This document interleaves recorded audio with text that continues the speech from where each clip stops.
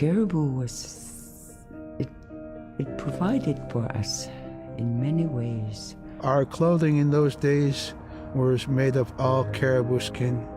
I grew up wearing caribou bands, mittens, caribou skin mattress, blankets. Some people had boots that were made with wolf leggings, sealskin sole bottoms. Baleen was shaved to make insoles. They kept us quite dry and warm as well. But the caribou skin clothing was the best. We would get as many yearlings as we could for our outer clothing. And for a heavy winter, we would get caribou in February or March because the hair was the longest and the skin was the thickest, and we would use those for our winter gear. With that stuff on, you could sleep outside in 50 below and it wouldn't bother you a bit.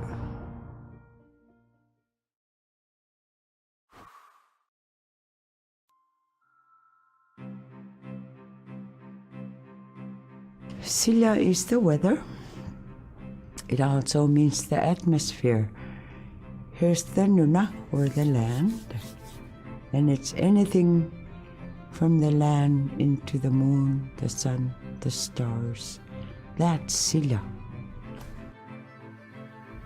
It's a very spiritual, and we have a relationship with Sila.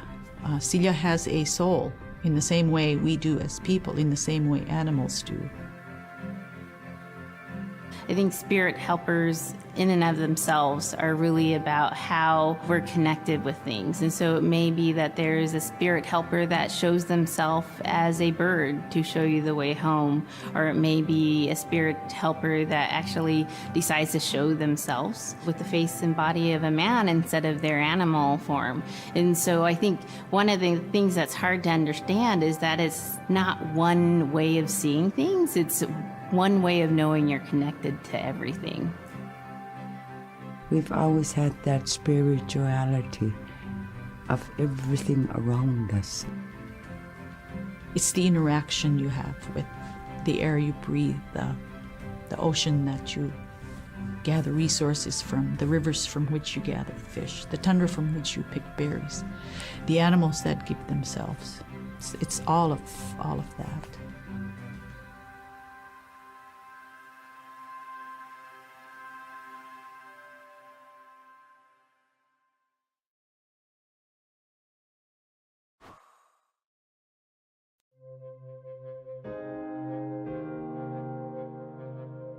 In the winter, when we were traveling, we didn't build sod houses, we built snow houses. In Canada, they call them igloo, but here in Alaska, we call them apuya. We'd do a day of travel, and then we'd make a apuya. The next day, my father would set traps, spend the day there, rest the dogs, give them something to eat, and then the following day, we continued to the next place. We'd go to my dad's sister, who had a house at Dubarg. They had a small sod house over there. We didn't have to do anything. We just visit with them, and my dad and his sister were glad to see each other, and they'd talk away while us kids played outside or go to sleep. By the time we get back to our home, my father would leave us with our aunt or with my grandmother, and then he'd start on his trips and go check his trap line. We were not into 8 to 5 kind of time, you know. We're in a totally different kind. We're in ecological time.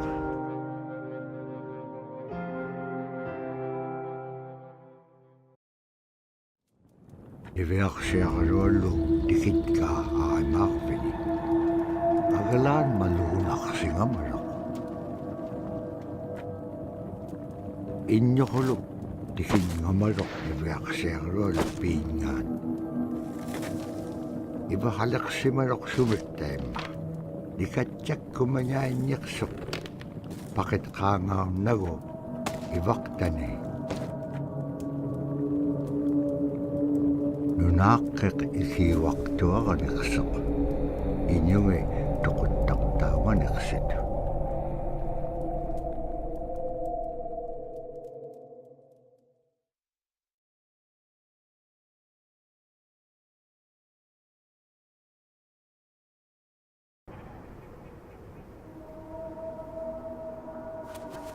Niveaksiarolu upperingit ka tautuktani.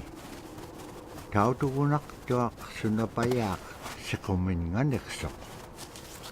Niveaksiarolu inyuniakatingi pisaulaganiksot. Kano pimnya? Ano ko lakapalkinyam dahil nakumayait ka? Tamanga ikumawak tuaming kakarakpam inyo niptaktak. Sumalagula kami ni Beaksiarulong pichinyingani. Agalan kakarakpalkinyat sa gabing aityut. Imenyawrat sa gabing sa mga nunamin.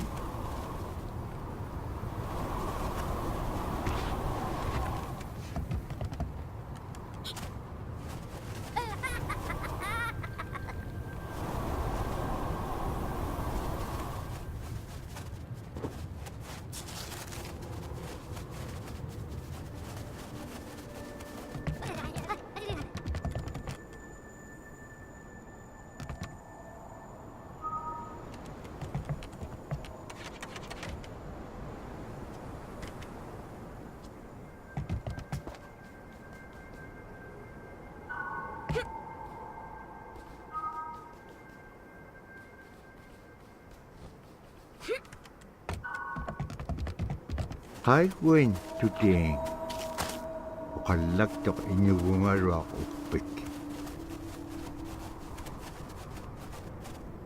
Kano ko ilisimanak pa nga.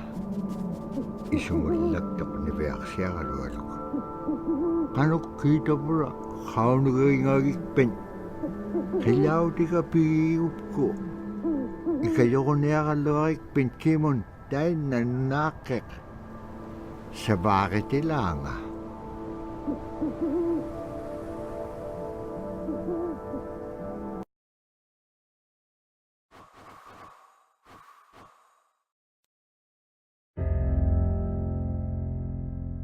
Drum is something that's common to all cultures in Alaska.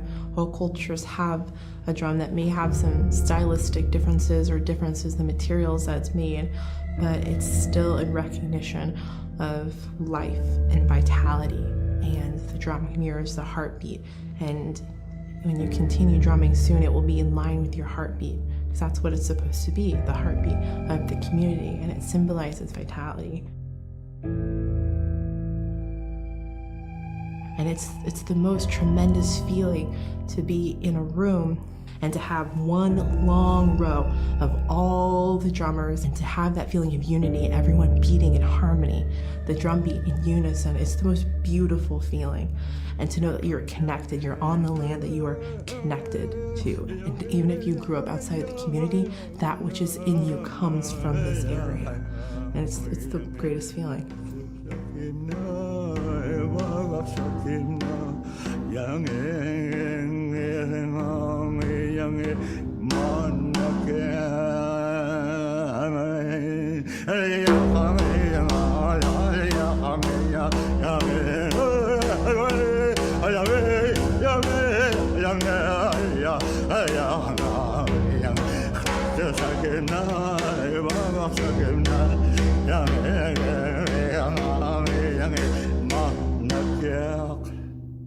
Man, I went at it and look what happens.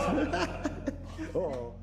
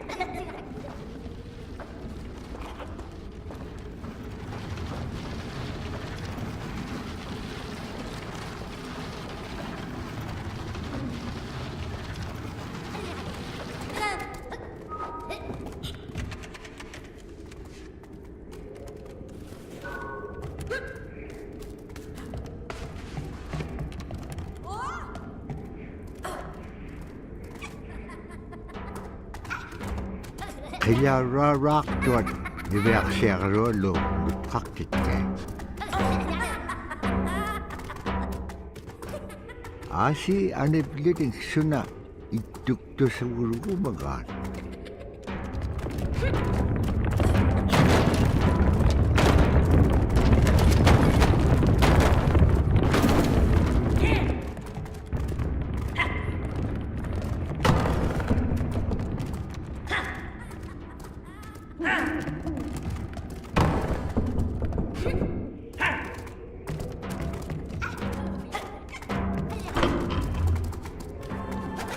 Niverserolo sabat ko may akalawit imenyawrat. Bakit ka upiyong kailaw tinga?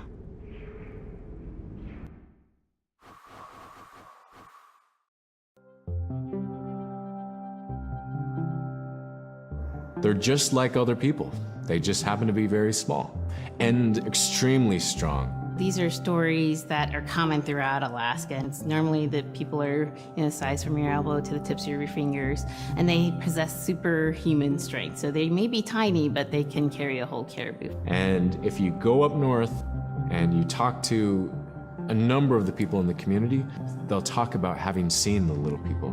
There's a place at home that we know, but we don't profess it to anybody. But it's not like the boogeyman. They can be mischievous, they can be ornery, or they can be helpers. And every now and then, we might have the opportunity to see them, especially if they want us to see them. The fact that it's across Alaska really tells you something about our history and how we interacted with nature around us.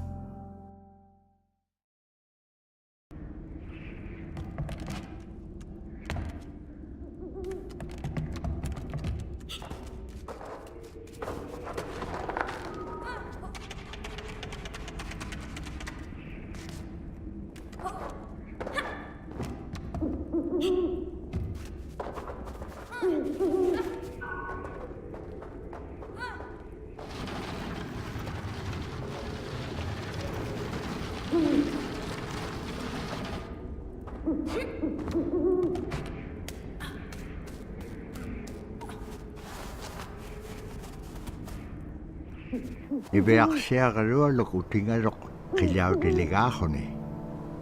Ukpik kopea chapalugarok.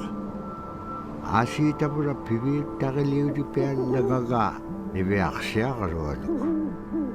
Tay nahone ay chudi hilakangarok. Ukpik ukalaktok. Uvaw na kao nagingagiga. Iliginun pikit kublugo.